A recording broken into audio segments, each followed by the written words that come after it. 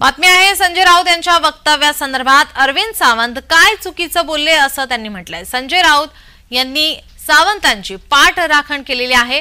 अरविंद सावंत यांचं वादग्रस्त वक्तव्य, महिलांचा अपमान केला गेलाय, शायना एनसी यांचा अपमान केला गेलेला आहे। यानंतर आरोप प्रत्यारोप केले गेलेले आहेत। अरविंद सावंत यांच्यावरती टीका केली गेली आहे। मात्र संजय राऊत यांनी त्यांची पाठराखण केलेली आहे। सावंत काय चुकीचं बोलले असं त्यांनी म्हटलंय। बघा, मुळात ते चुकीचं काय बोलले हे जस्टिफिकेशन नाही।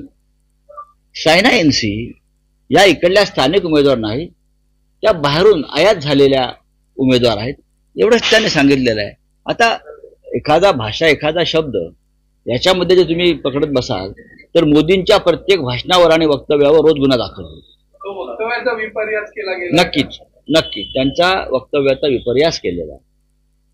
एक तर माल म्हणून महाराष्ट्राच्या महिलांचा अपमान करतात, मग त्यांच्या स्वतःच्या जे खासदार आहेत अरविंद सावंतजी त्यांचं समर्थन करतात।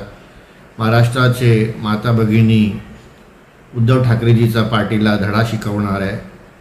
एक तर आपले जे महायुतीची सरकार आहे एकनाथ शिंदेजीचे, त्यांनी लाडकी बहीण लेक लाडकी योजना देऊन महिलांचा मान वाढवला आहे, आणि दुसरीकडे उद्धवजीचा पार्टी असं जे शब्द वापरून महिलांचा अपमान करतात याचा मी खंडन करतो।